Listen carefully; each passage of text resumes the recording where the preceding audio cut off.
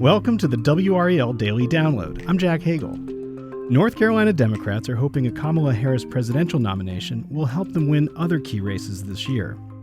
The governor's mansion is up for grabs, so is a seat on the state Supreme Court, plus attorney general, state legislature seats, and other key positions.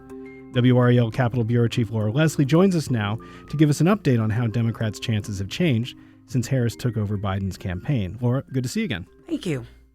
Let's start high level. 2 weeks ago, President Biden drops out of the race.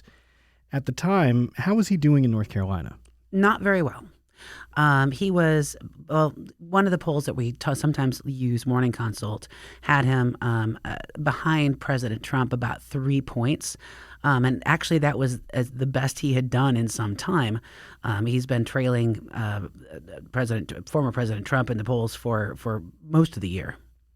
Now, fast forward to now, Harris is at the top of the ticket, and has anything changed? Well, okay, yes and no.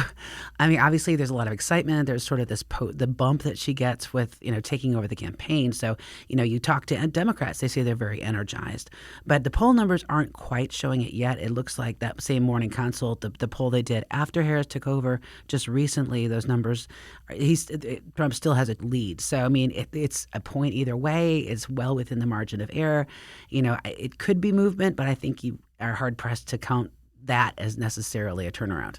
Before Biden dropped out, it seemed like North Carolina was kind of slipping away from the Democrats. Is it in reach now? Well, I don't know that Democrats would agree with you on that, because the Biden and now Harris campaign have been really bullish on North Carolina. So they've said from the get-go they think it's gettable. I don't know what internal polls they're looking at, because the polls we see don't seem to support that kind of optimism. But certainly it seems like it would be more in reach if you had a candidate like you have in Harris that might actually get voters to the polls. What would have to happen for Democrats to win the race and to get over that hump? Oh, a lot of things would have to happen. a lot of stars would have to align. However, I mean, remember, Democrats haven't won the state in a presidential campaign since 2008, right? So that's 16 years since Obama won here. So, for Democrats to win the state, they're going to have a really good ground game to get out the vote. And the DNC and the Harris and Biden campaigns, they have actually invested that money in North Carolina. So we are seeing the action on the ground. However, it's July now, so let's see what happens in November. Let's take a quick break. When we come back, we'll hear about whether a Harris nomination could help other Democrats on November ballots. Stick around. Welcome back to the WRAL Daily Download. We're talking with WRAL Capitol Bureau Chief Laura Leslie about the Harris effect on North Carolina elections. Laura, Democratic voters outnumber Republican voters in North Carolina, and yet the GOP has had a lot of success in statewide elections in recent years. Why is that? I don't think voter registration really matters very much, to be honest. I mean, honestly, the majority of voters in the state, or the plurality of them, are independent voters, and they vote either way. We have a lot of people who maybe register Democrats who tend to vote Republican because they're just socially conservative. So, the GOP, I mean, this has been a red state for quite some time now, and we may be seeing some of that turnaround, but it's early to tell. With more Democrats energized about Harris, as you mentioned before the break, that's got to have some down-ballot effects. Are there races that are that weren't in play that are now in play, or are people now kind of over the hump and out of the margin of error? I suspect what Democrats are going to be watching the most closely in all that ballot is the Supreme Court seat. Because a lot of the Council of State races, they're going to say, well, these were pretty much, they're going to be the way that they were going to be, regardless of who's on top of the ticket. Of course, turnout's going to help, period. But I think they're going to be looking at that Allison Riggs candidacy. She's trying to hold on to her seat on the state Supreme Court. And I think, she may benefit from this Harris addition. Now, what about the governor's race? Well, the governor's, Josh Stein probably will benefit from turnout for sure, right? I mean, I don't know how exciting he is to a lot of voters, especially to black voters, but having Harris at the top of the ticket could really help him with those demographics. And voters will also, on the other side of the ticket, have the opportunity to vote for the state's first black governor. Exactly. Right. So, maybe this will kind of even it out. Do we expect any crossover?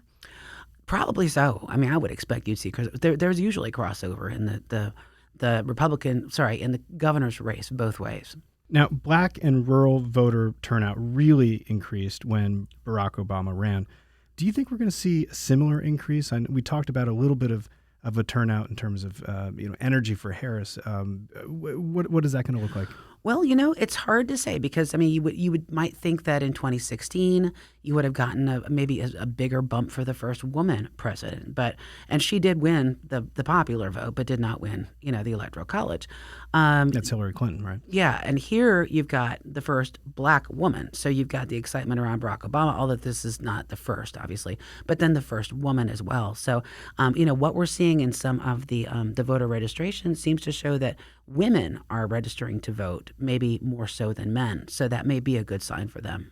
Is that more about the candidates or more about some of the issues that they're discussing on the campaign trail? It could well be both. And I don't think you can distinguish them because one of Harris's top things that she talks about on the campaign trail are reproductive rights and what she says the Trump campaign or another Trump presidency would mean for those rights. Now, some black voters have said they're turned off by the fact that Harris was a prosecutor.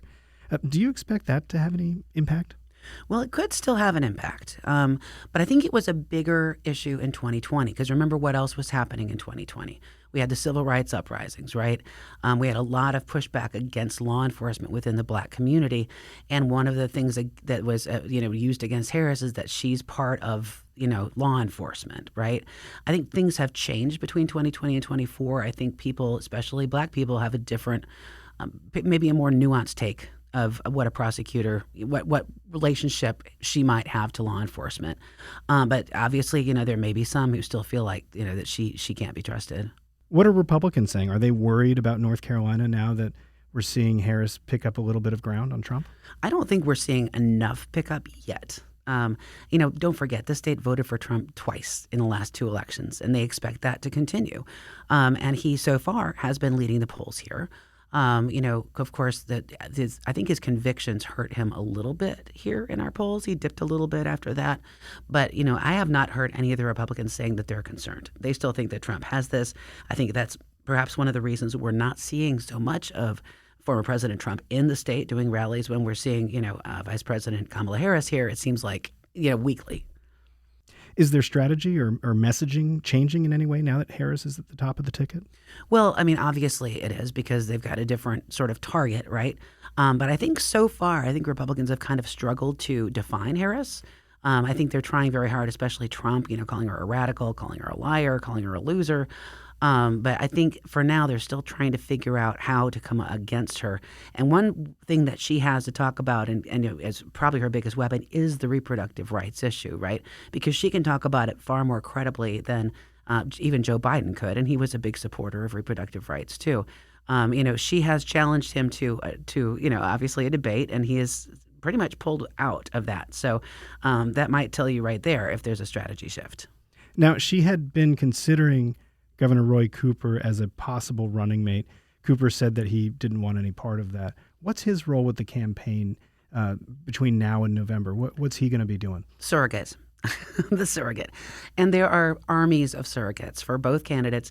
This didn't used to be a thing even like 15 years ago, right? You just didn't get surrogates so much. But right now with the prevalence of 24-hour news cycle and you've got all these different news channels, you need a warm body to show up on all these panels and all these shows and speak for the campaign. And Cooper has shown that he's good at that. And he's also good at attacking Donald Trump.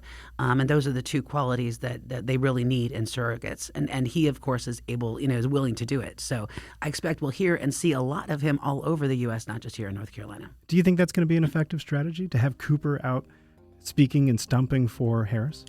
I don't know how much of a crowd he'll draw, but certainly if he's talking on cable news, yeah, like I said, you've got to get your message out. You've got to be there, and they need a certain number of warm bodies to do that, and he's going to be one of them. And he's been very popular in the state too, right? He has. Well, it's going to be a very interesting few months, Laura. Thank you very much. Thank you. That's WRAL Capitol Bureau Chief Laura Leslie. For our coverage of the 2024 elections, go to the NC Capitol section of WRAL.com. I'm Jack Hagel. Thanks for joining us, and thanks for listening to the WRAL Daily Download and for making us part of your morning routine. Another great way to get WRAL news is the Morning Briefing newsletter. It's a daily email with Triangle news, events, and headlines to help you get ready for the day. Sign up at WRAL.com/newsletter.